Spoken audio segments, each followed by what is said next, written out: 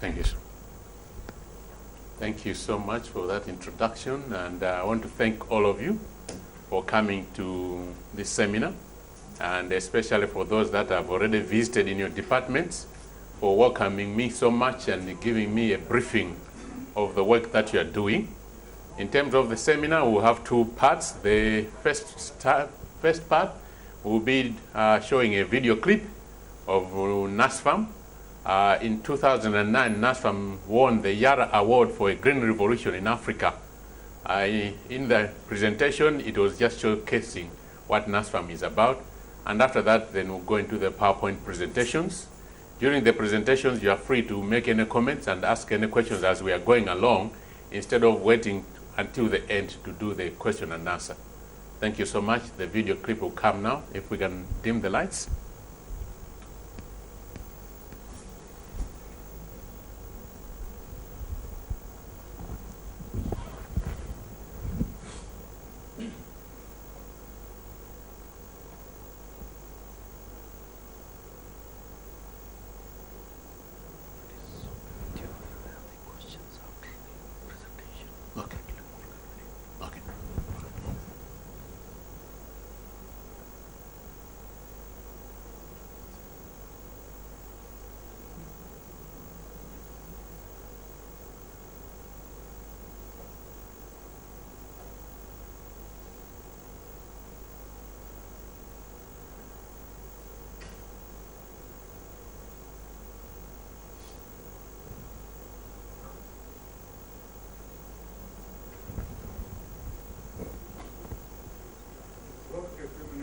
It did. The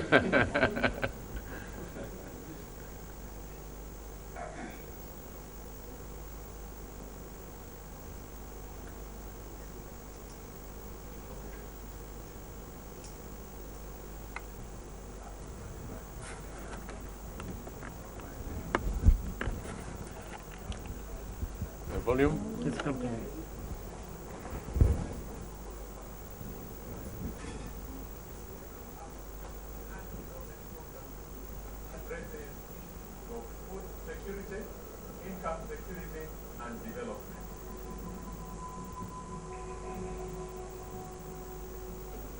We teach the smallholder farmers to know that farming is a business, not doing farming as a cattle, but it's a business.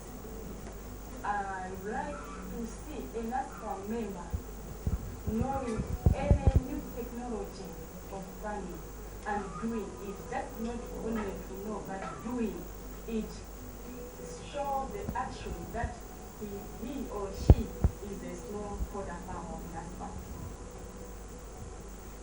So we're working right now with the organizations that do research, part of the CGIAR centers, ICRISAT, IITA, and so on, ICRA, to bring new seed, new varieties that improve their productivity and that improve quality. And we need to have markets at work. And markets at work is demand that the smallholder farmers to be involved in the value chain. And not just to produce and sell a raw commodity, but to start moving up the scale. And that's something that NASFAM has to continue to do. We are improving our rights. And also in our families, things are changed now.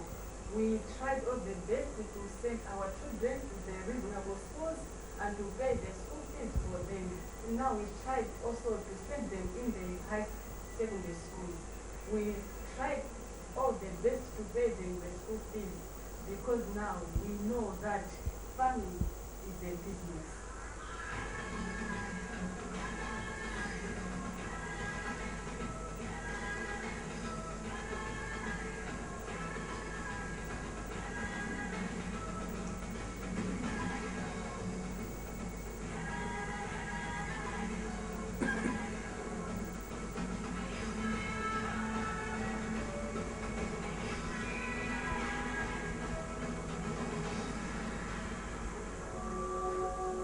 NASFAM is not a research organization. So we depend on collaboration, on networks, on partnerships, and in here we're talking about public and private sector partnerships, PPPs, so that whatever the private sector is doing and what the public sector government is doing, we can bring it together bear to help the national smallholder farmers members benefit from those technologies.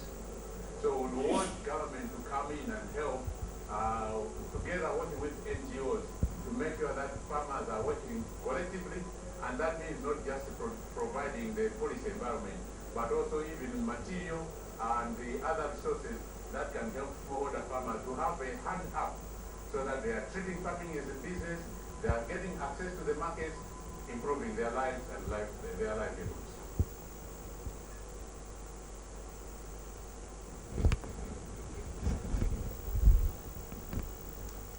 The Boy Scout motto used to be the future.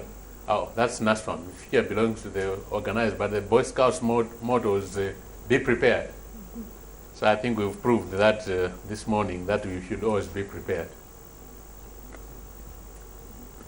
Partnership for smallholder development to access markets.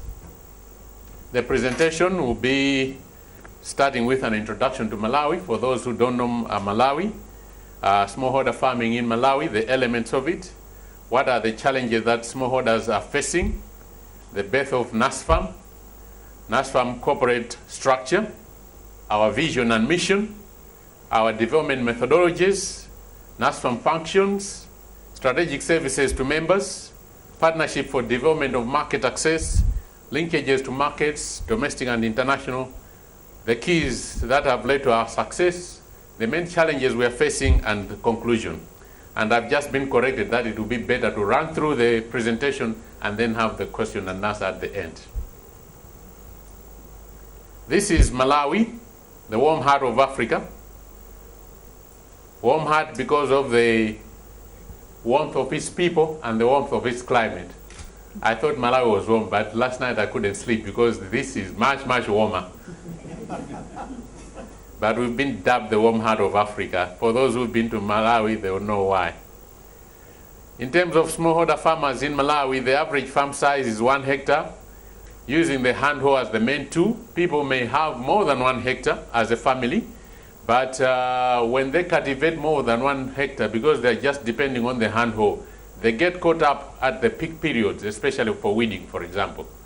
If you cultivate more than 1 hectare, in the old days you used to use your children as farm labor to do the cultivation, but nowadays primary school is free and children are supposed to be in school and not in the field. And also there are a lot of issues to do with the child labor. The Ministry of Labor is on the watch out to make sure that people are not using their children for child labor. So if you, because it's off season, you can cultivate more than 1 hectare. When it comes to peak work on the field, then you get caught up. So people can really effectively cultivate about 1 hectare. More than 80% of the population are smallholder farmers and account for 85% of agricultural production. Up to the 60s, most of the production was in the hands of the large-scale estates, but that has changed a lot, and now the smallholder farmers are responsible for 85% of our production. Primarily, smallholders are subsistence farmers. They've been told produce enough for your family and don't bother us. But we are saying farming is business, and as business, you need to approach it with business principles. You can't do it working on your own as a smallholder farmer. You need to belong to a collective group, whether it is a club, a corporate, a cooperative, or an association, and therefore we are promoting farming as business. The main food crops that have been grown are maize, supplemented by rice, cassava, sorghum, pulses, and sweet potatoes. And since the early 1990s, smallholder farmers have been allowed to produce and export industrial crops like tobacco. Some of the challenges that smallholder farmers face, there are many, but these are the ones that we are dealing with as NASFAM. Access to credit and high interest rates. If you want to start producing commercially, you need to be able to source high quality inputs, and that demands that you should borrow money. When we started NASFAM about 15 years ago, interest rates in the banks were about 50%, and smallholder farmers were accessing at 68%. Now interest rates in the bank are 17%, and smallholder farmers are accessing at 27 to 30%. Prices of agricultural inputs, Malawi is landlocked. Therefore, everything that we use, fertilizers especially, have to be bought and have to be brought in at very high cost, and that is something that is affecting productivity. The access to those inputs, particularly certified quality seed, the big companies like Seedco, Monsanto, and so on, used to deal with legume seed before, but they stopped doing that because they know that a farmer, once he has bought the seed, 2-3 years, he will not come back to buy more. So they're just dealing with maize, hybrid maize, because they know that every year farmer will go to buy. So it has now been left with the smallholder sector to be multiplying and getting certified quality seed to the farmers. You can't walk into a shop now and buy legume seed. It is very, very highly demanded, and it is very hard to come by. Weak bargaining power and low product prices, smallholder farmers, when they work on their own, do not have any bargaining power. If they work collectively as a group, they can be able to get discounts, they can be able to get deliveries, they can be able to access credit and pay later on at marketing time. But if smallholders are working on their own, they can't have access to all that. Access to markets, a lot of times NGOs work to help farmers with the food security. After working 1 or 2 years, they find that they've produced so much, and now they have to start looking for markets. What we are insisting on is now that if we are treating farming as business, first you have to find out where the markets are, what are the qualities, what are the quantities that they're demanding, and then go back and produce for the market. Insufficient access to technology, equipment, and knowledge. Our research stations, our colleges have produced a lot of technology that can help increase productivity, increase quality of smallholder farmers. But there's a huge divide between that technology and the farmer. The institutions that should be working, for example, the research, the extension systems, which is the next point, have fallen by the wayside. In Malawi, we've depended for a long, long time on government extension system. And because of various reasons, that is not working, and the NGOs are now forced to do their own extension. And lastly, but not least, lack of a voice to defend smallholder political and economic interests. A lot of times, policies are brought up that are supposed to benefit smallholder farmers, but without consulting them. When you can mobilize and collectively work, then the institutions like government, private sector, and so on see that there's a voice for smallholder farmers, and they are willing to consult before they come up with any policy. NASFAM was born out of the need and greater recognition that smallholder situation and challenges lied in working in organized groups. The farmers chose to work in associations after being challenged that their future lies in being organized. NASFAM currently has 14 association management centers with 44 now viable associations and 108,000 individual farmers. It is the largest smallholder farmer organization in Malawi. We are organized as a farmer-directed business system where farmers promote and market cash and food crops such as chilies, groundnuts, tobacco, cotton, rice, soya, and beans. This is our corporate structure. NASFAM Corporate, which I head, and I report to the board of NASFAM, which are smallholder farmers. We look after the system coherence to make sure that the finance, IT, HR, administration, association management, and governance are in place. And for us to develop and manage programs on the ground, we've got NASFAM Commercial, which is separately registered as a for-profit company. It does the input and output marketing.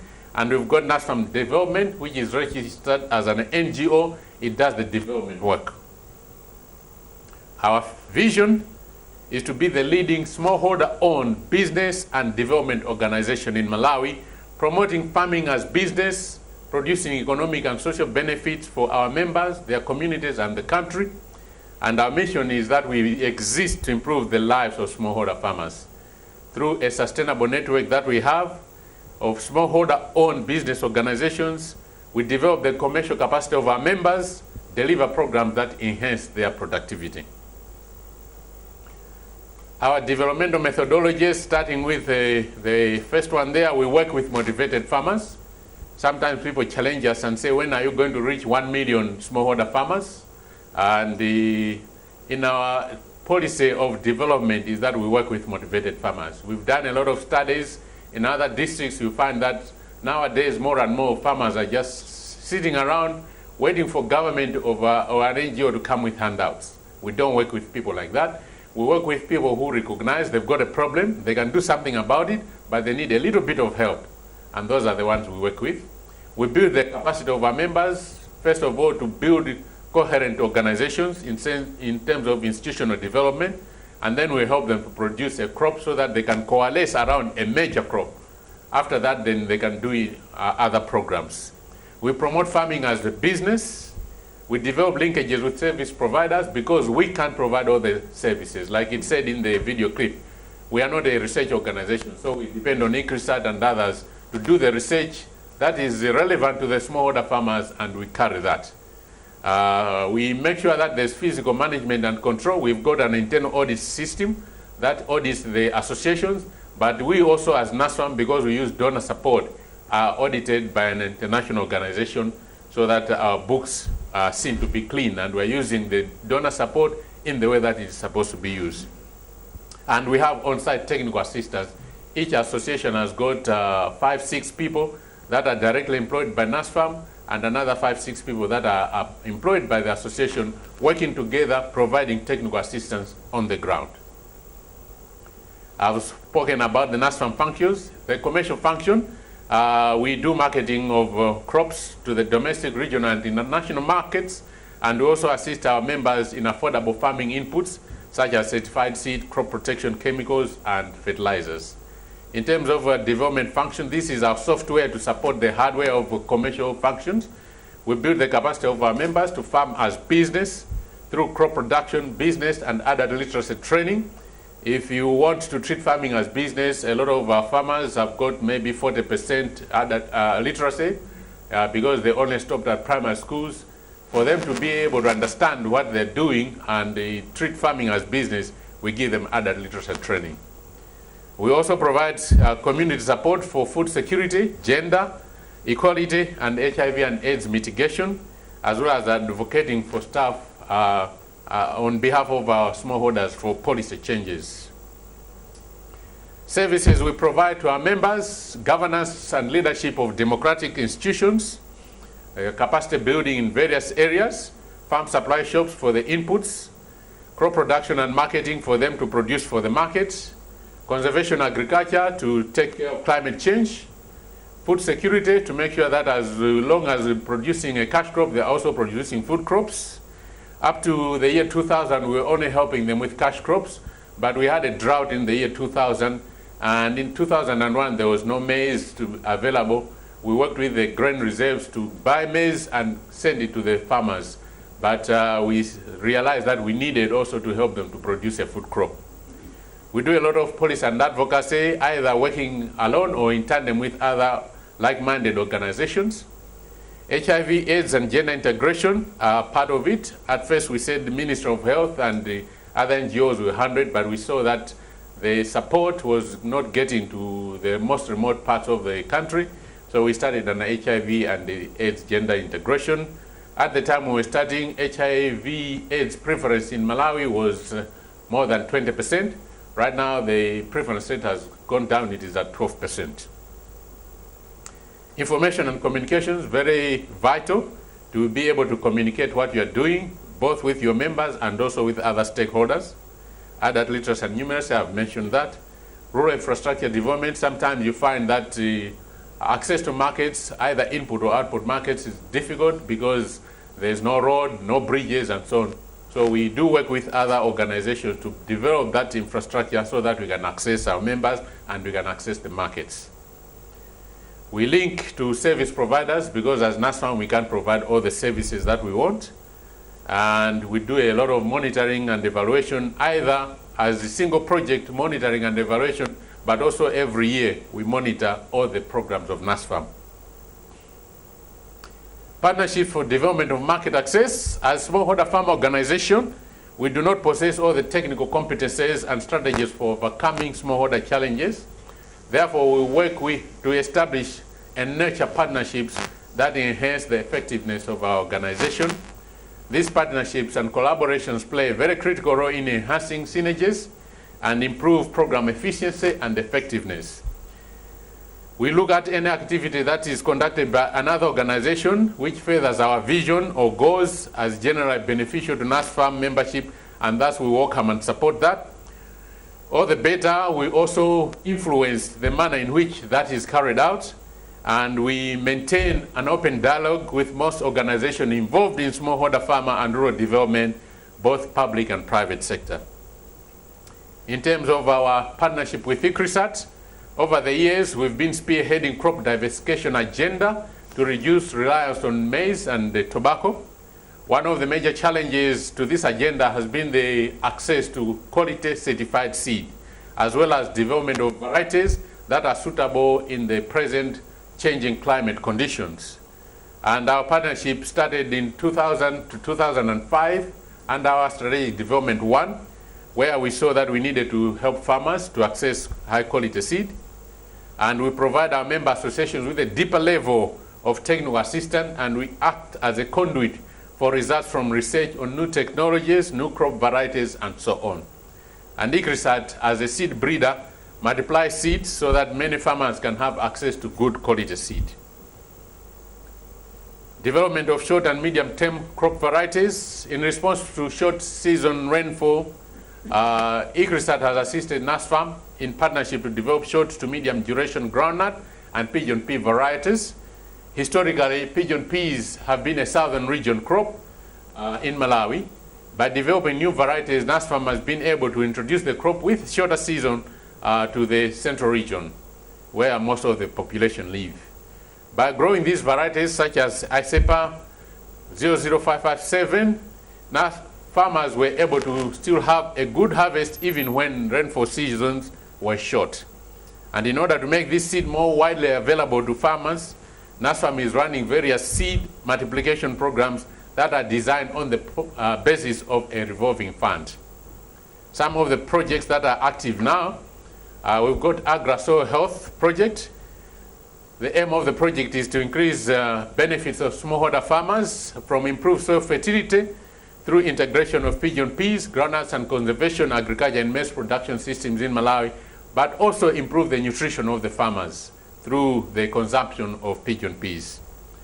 Another one is the Rural Livelihoods Economic Enhancement Project, RLEAP. It is partly funded by IFAD. This project aims at increasing incomes of smallholder farmer families through enhancing their participation in groundnut value chains. Another one is the Egmont Project. It is an HIV/AIDS mitigation project aiming at reinforcing smallholder capability to respond to the impact of HIV and AIDS through on-farm and off-farm income generation locally and available nutrition security measures.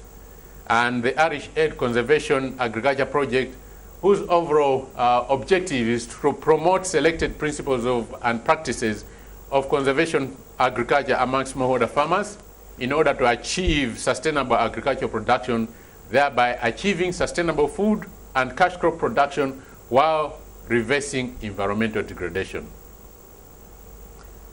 In terms of linkages to markets, with our more than 100,000 smallholder farmers forming manageable, cohesive grassroots farmer groups for input and output marketing, we are bringing benefits of economies of scale, which are with the production of different crops which are sold to the domestic, regional, and international markets. We use the association centers as the key processing, collection, and marketing points. Associations are supported in terms of organizing transport to market. This is well established for areas where tobacco is grown. Domestically, we focus on comparative advantage, where NASFAM links farmers to service providers. And in terms of international markets, we are accessing the fair trade system, working with Twin and Twin Trading, who play a key role in buying groundnuts from NASFAM for retailers in the UK, such as the Co-ops, Tesco, Sainsbury's, as well as the on-label Liberation, which I'll speak about later on. If you go to www.chooseliberation.com, you can read about the lives of the smallholder farmers, their groups, and the products that they're selling. Some of the products are those in the picture. moving the farmers up the value chain in terms of input supply, farm gate, trading, wholesale pricing, branding, and exports. We started shelling groundnuts. We started trading in groundnut that are shelled in 2001 after the improvements that were brought by NASFAM. We commenced exports to the region in 2003 and to fair trade markets in 2004 after the fair trade standards for groundnuts were established with help from ICRISAT. We have been exporting stock quality management, that is HPC, hand-picked selected nuts. And in conjunction with ICRISAT, we commissioned aflatoxin management activities in 2005. And in 2007, we acquired and managed an aflatoxin testing lab. At first, we were using the ELISA test. We've now started using different methods. In 2007, we developed a partnership with a private groundnut processor for roasted groundnuts. And in 2008, we installed electronic groundnut grading plant in Lilongwe. And in 2010, installed groundnut oil extraction plant in Lilongwe and commenced also seed multiplication to distribute certified seed. And that's a picture of a bag of certified seed on the right. We are part of the Malawi Seed Association. Through the help of ICRISAT helping us on the quality management and aflatoxin control, we are now able to do farmer nuts, super grade raw nuts. These are the only aflatoxin tested nuts that are found in Malawi. And on the right is Farmer's Pride, which is roasted and sorted nuts that we started in 2007.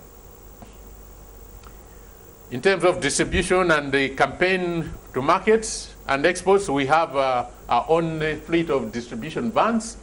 We invested $1 million kwacha in the marketing campaign, and we own 3 retail outlets for branded products. We are exporting aflatoxin-free groundnuts to the UK through fair trade and also to the USA and RSA. In 2009, the breakthrough in groundnut exports to Caribbean islands. And in 2010, 2011, we formed AfriNut. This is a company that is partly owned by NASFAM and one local organization and 3 international organizations, where we'll be advanced processing blanched nuts and also groundnut paste for export of processed nuts, for supplying to Value Nutrition, which are making ready-to-use therapeutic foods, and also this year we're going to be doing peanut butter. We are part of the International Nut Producers Cooperative, which was established as a fair trade pioneering organization with Eco Exchange and Twin Trading. The chair comes from India. He's Mr. Tommy Matthews. He comes from Kerala. The shareholders are Malawi, Mozambique, Nicaragua, El Salvador, Bolivia, Peru, Brazil, and India. We've got a 42% stake in Liberation, and that stake was paid for by funds from Comic Relief. And that's the brand that we have, Liberation. Some of our other branded products are going into various UK retail.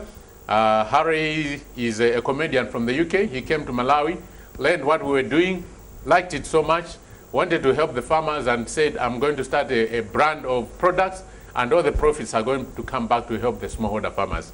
So that's a various range of products that are being done under his brand name. What have been our keys to success? We work with those that are committed to improve their lives. We work only with motivated farmers. We do careful research before we do any geographic expansion, and we only work in areas that have got strong economic and human potential. Every time there's a new Minister of Agriculture, the first question he asks you when you go to pay a courtesy visit is, when are you coming to my district? We always reply that we will come when we find that there are motivated farmers in your district. We link to service providers rather than try to provide all the services. That has been the key of our success, and our partnership with ICRISAT bears testimony to that. In 2008 and 2009, we took first position at our agriculture fair, and we were number 2 in 2010 in terms of services delivered to smallholder farmers and also accessing markets. And in 2009, we won the Yara Award for a Green Revolution in Agriculture. That's the picture, the diploma and the green trophy. What are the main challenges that we face as an organization and as a country? The impact of climate change is being felt now more and more, not only variability from year to year, but also variability within the year. This year, typically in January, we had a 3-week drought, and 3 districts have written off the crop after replanting 3 times.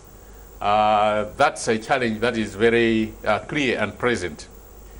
Association-directed area-focused economic growth, we need to be able to develop programs that are specific to certain areas. We can't be developing generic programs at NASFAM level and not work with the areas where the growth is supposed to be. We need to be developing those. We need to have smallholder-led solutions to livelihood challenges. More and more in the past, research stations were developing research that was good for journals, but not very applicable for smallholder farmers.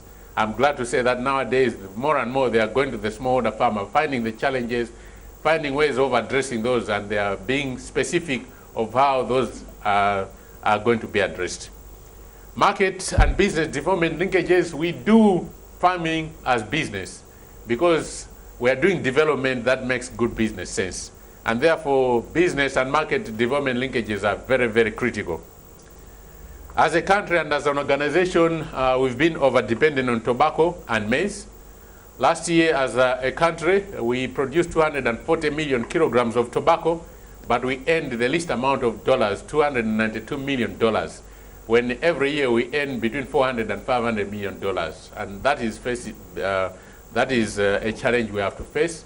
In the past, we've been saying we will diversify with tobacco, but now we've changed that policy. We'll be diversifying away from tobacco. Membership growth and participation, very, very important. We need to keep expanding, keep growing, but it has to be growth that is sustainable. In conclusion, traditional ways of farming by smallholders face many, many challenges. You need to be doing farming as business in order to meet those challenges. Marketing of raw produce at the farm gate again faces many challenges, including unstable prices which are dictated by world market prices. Therefore, it is desirable to be moving farmers up through the value-added processing for local markets and out in processing for regional and fair trade markets for them to benefit from farming as business. The NASFAM ICRISAT partnership has enabled most smallholder farmers in Malawi to access good quality legume seed, which is very important for both soil nutrition and also people's nutrition. NASFAM has for 3 years running provided legume seed to the Farm Input Subsidy Program. Last year, we provided 700 metric tons to that program, which was enough to benefit more than 300,000 smallholder farmers. And NASFAM has been able to access domestic, regional, and international markets for groundnuts, following quality and productivity improvements that have come because of the partnership with ICRISAT. And the partnership is making available legumes and rice seed on the retail market, hence reaching out to the general farming community. In NASFAM, we believe that the future belongs to the organized. That is our motto. And I believe that yours is science with a human face, but I think there is something missing there. It should be a happy human face. Thank you very much. That's the end of our presentation. Can I ask you to moderate the question and answer? Thank you so much. Thank you, Chibonga, for giving us detailed presentation. It has given us a good view of what NASFAM has done and plans to do in the future. I'm happy to see that you are trying to get away from tobacco and getting into more diversified production, which would possibly be good for the farmers, because for the last 3 years I've been going to Malawi during the harvest season, and I find a lot of tobacco not being picked up by the traders, and farmers really having a hard time. I didn't see unpicked either groundnut or pigeon fish. They were always sold, and farmers didn't have any complaints at all. Now, the floor is open for any questions, comments, clarifications. Kevin? My question is on PNP only. I would like to know what your organization is doing for value addition as well as promoting market in PNP and also in increasing area, because sooner or later you will realize that water scarcity is increasing in all places, so it will be in Malawi. So that means you might like to increase area. So what are your plans for these two? Because these are the two, these the crop where farmers can earn money, hard money quickly. Shall we take several and then answer, or should we be answering every question when it comes? Yeah, I think you can. Okay. Thank you so much. We started growing pigeon peas. This is our second season. And instead of selling it raw, we want to be processing it into dal. Part of the reason I'm here is we're establishing the India-Africa Business Council, which is part of the AU Commission, and also attending the Exim Bank Conclave. We were looking for equipment that we can use to process the dal, but like I said, we work with stakeholders that are like-minded. And we found that the Malawi government last year, when they came to India, established a relationship, and some machines for processing pigeon peas into dal have been delivered to Malawi through the OVO program, which is One Village, One Product. So when I go back, we want to be able to work with the machines that have been delivered already. If we see that maybe they are not willing for NASFAM to use those machines, then we'll independently come back to India to try and find machinery that can process into dal. We've met a lot of Indian companies that say, whatever quantity of pigeon peas you can produce, we'll buy. The demand is so huge, and we think that that's a potential area for growth for NASFAM and also for Malawi. Thank you.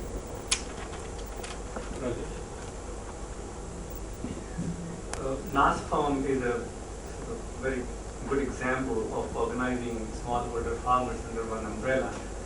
Now, and that's the reason it's important to understand the reasons for its success. Because one successful example of such organization for smallholders, there are many examples of failure.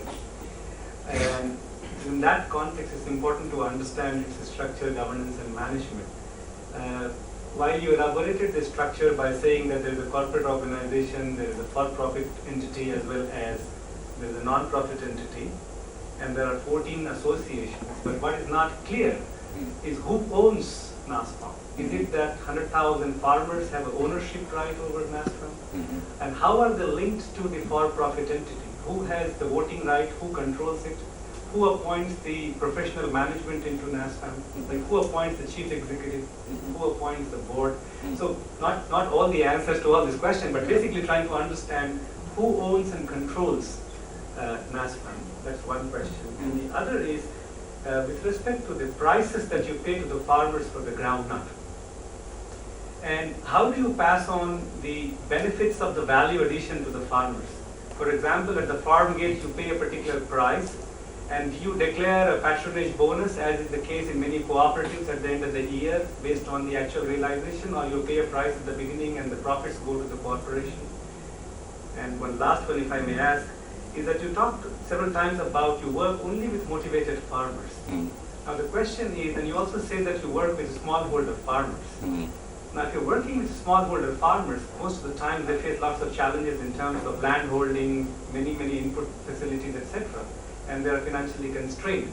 So motivation is also a function of the resource availability. So is there a danger of working only with the large ones because we're talking about only motivated? Is it? And how do you ensure that the smallest of the small one who are motivated but have lack of resources get included within the arm of NASFAM? Thank you very much for those very penetrating questions. First of all, who owns the organization? Is the farmers that own the organization. In terms of our organizational structure, a farmer is a member of a club in the village, minimum of 10 people, maximum of 20. Beyond 30, we don't encourage it because of participation. If there are more than 20, people will say, oh, there's a row there, there's Dyborn. They'll go and learn and they'll come back and teach us. We don't want that.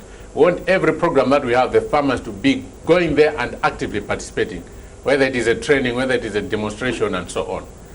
The clubs then form an action group called a group action committee, 5 to 10 of them. Each club has got a representative on the committee of that action group.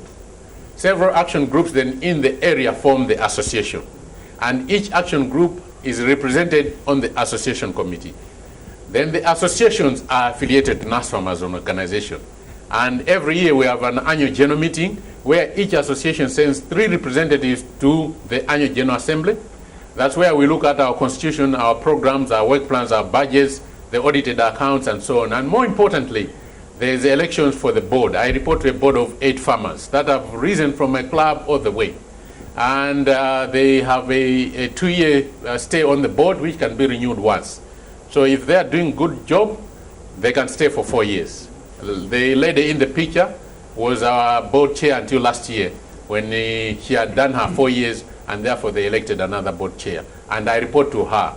So the associations own NASFAM as an organization. And for us to deliver the program, then we have the commercial subsidiary and the development subsidiary. And I think that's one of the challenges we've been able to face of our sustainability. A lot of cooperatives that started a long time ago have gone down because of poor governance and also abuse of resources. But because of the governance system that we have, and the fact that each association is audited internally, and also NASFAM as an organization is audited by KPMG, which is an international auditing firm, we have made sure that NASFAM doesn't go the same route as these other organizations. In terms of prices paid to farmers, every year before NASFAM was born, government used to announce a price. And they were doing the marketing through Agriculture Development and Marketing Corporation, ADMAC. And everybody would wait for that price to be announced and then start the trading. When NASFAM came on board, because NASFAM has been able to make sure that the farmers are not being cheated with the tricked scales, they are not being cheated on the price and so on, everybody now waits for NASFAM to announce a price, and then they maybe add 1 more kwacha, 2 more kwachas to make sure they buy the quantities they want and then come out of the market, and NASFAM is remaining with the rest of the market.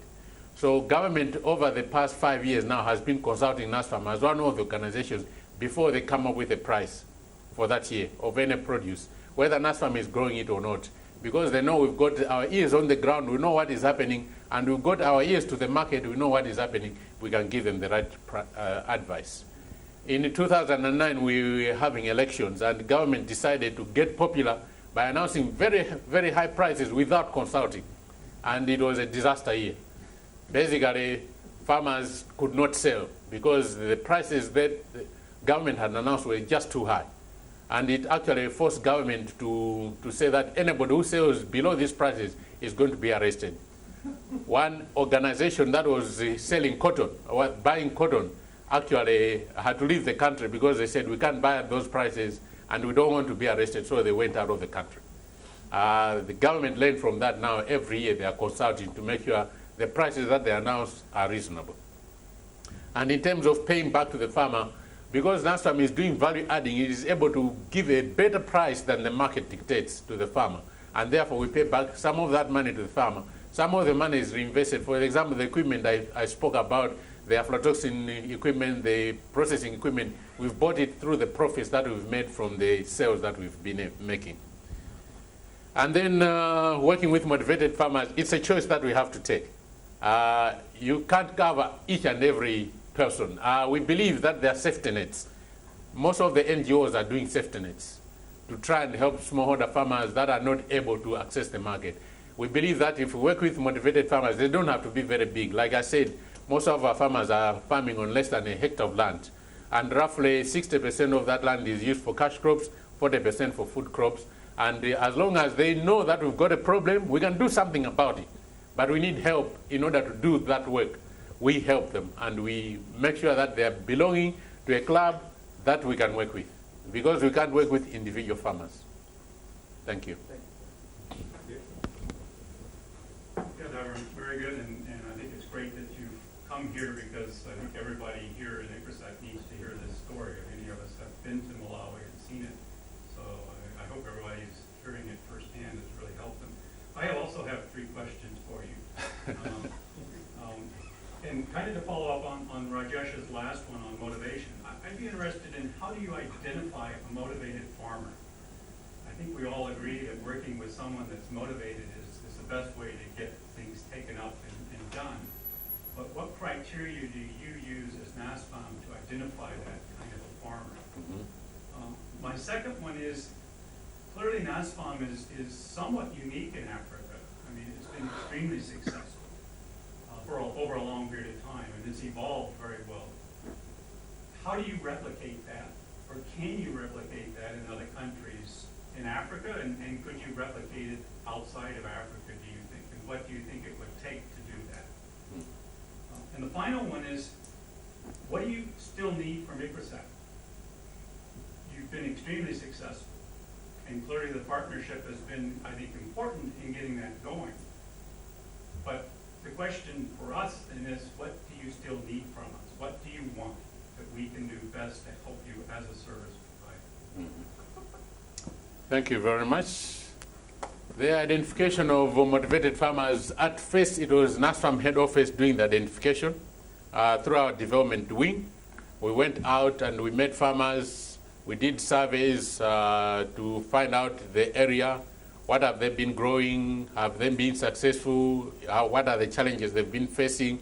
Why are those challenges? What have they done about it? Invariably, in the areas where you find that farmers are saying, oh, government promised to do this, or this NGO promised to do this, we are still waiting. We don't work in that area. For example, when I joined NASFAM in 1999, we went to Mwanza.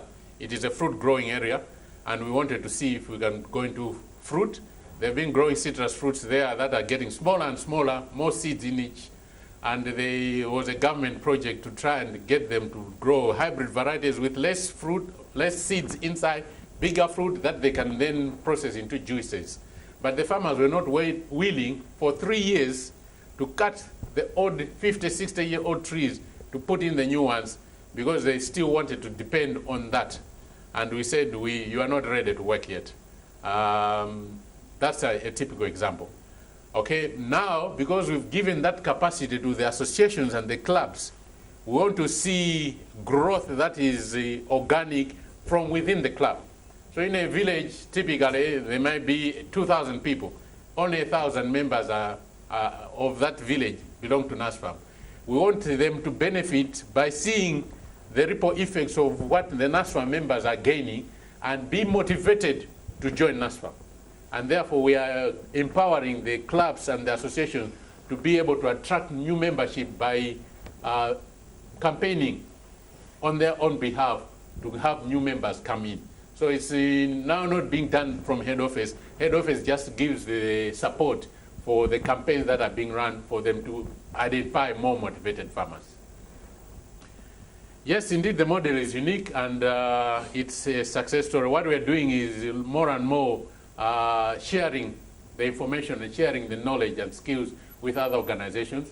We are part of the World Economic Forum on Africa, where we go to share this information so that more and more organizations can see the route we've taken and learn from that, and that we can outscale and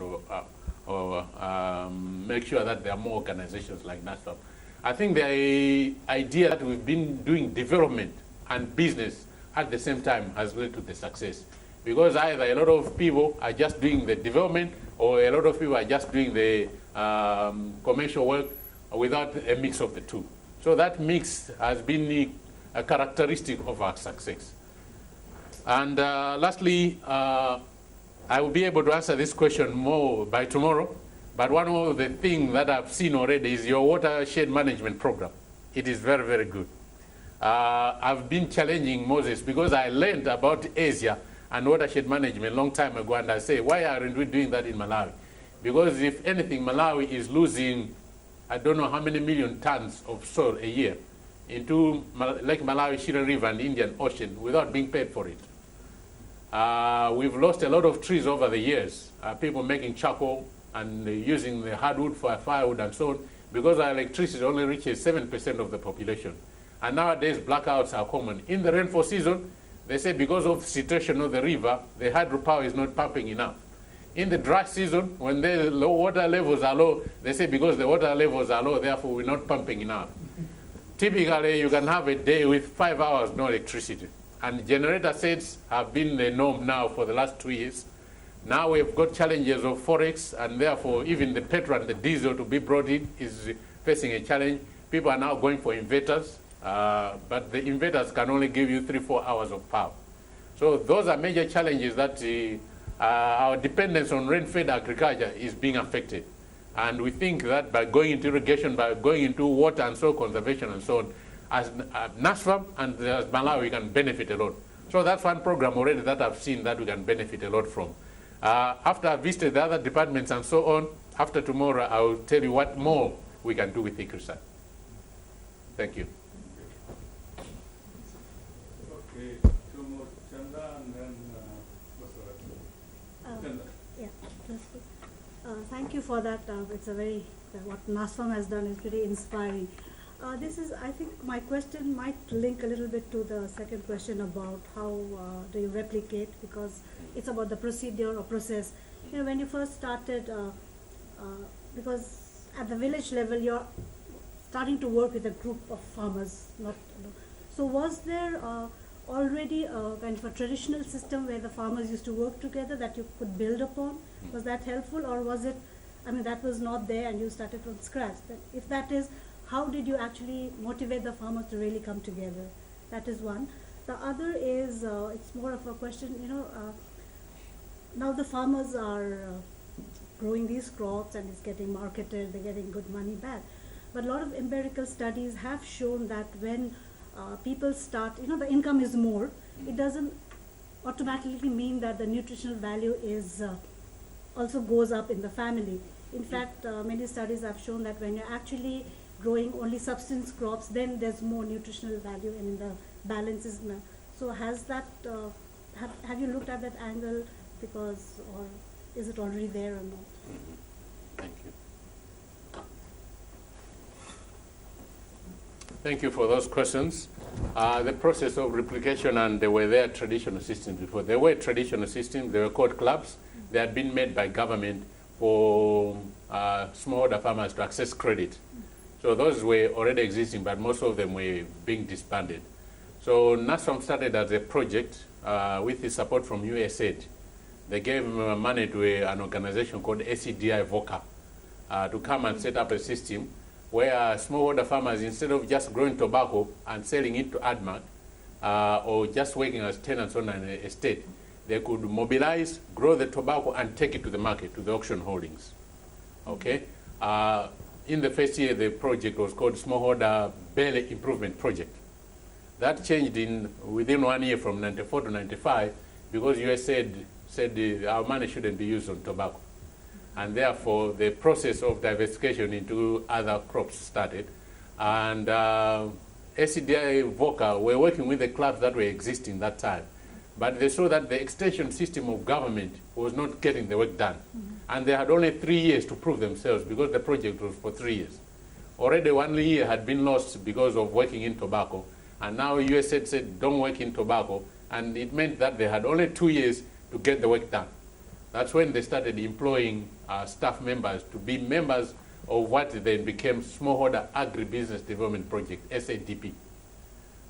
So we started working with those traditional structures, but just improved them. Malawi has been more than 30 years a one-party state. And therefore, to make these clubs to be independent, to have a governance system that works, it was not easy. Because you have to teach people about responsibility, about accountability, and so on. Typically, for example, because of our respect for elders, a club may put together money to buy maybe 30 bags of fertilizer, with the 2 bags going to each member, okay? A chairman or a chairperson can decide to take 4 bags, okay? And nobody will say a thing until it is time to pay back. And because he took 4 bags and he didn't use the 4 bags in his field, he sold 2 to have a ready cash and only used 2. Then they are not able to pay back for that 4 bags of fertilizer. And then people will say, it's not the club, it's the chair. He took 4 bags and hasn't paid back. And people will say, but why didn't you say so right at the beginning? That's the way, they are our elders. What could we do? So that respect for elders, that tradition, these are things that we teach farmers to say that once you belong to a club, you've got a voice. And if somebody is abusing resources, abusing property, abusing people, you should be able to voice it up. Okay? So we started working with the traditional organized clubs, but we had to change them a lot in order to make them successful. And we had to employ staff, starting with the extension field officers, and over the last 3 years now we've done a farmer-to-farmer led extension delivery system, which the farmers are liking much more than working with our technical people. Because the farmer-to-farmers are people that they, as farmers, have seen they're good at production, good at marketing, good at communication, and we give them the training. We give them a push bag, dust coat, pens, calculators, and so on, and every week they meet to say what are the programs that this week will be training our members on. And when we are working with ICRISAT, with other organizations on seed, on varieties, on method, we use those farmers' fields as demonstration plots. And it's within 2-3 kilometers of any farmer. They can come and see that this thing works, and then they can go back and apply. In terms of nutrition and income, it's a very good question. We found it traditional that a lot of people were growing crops just to sell.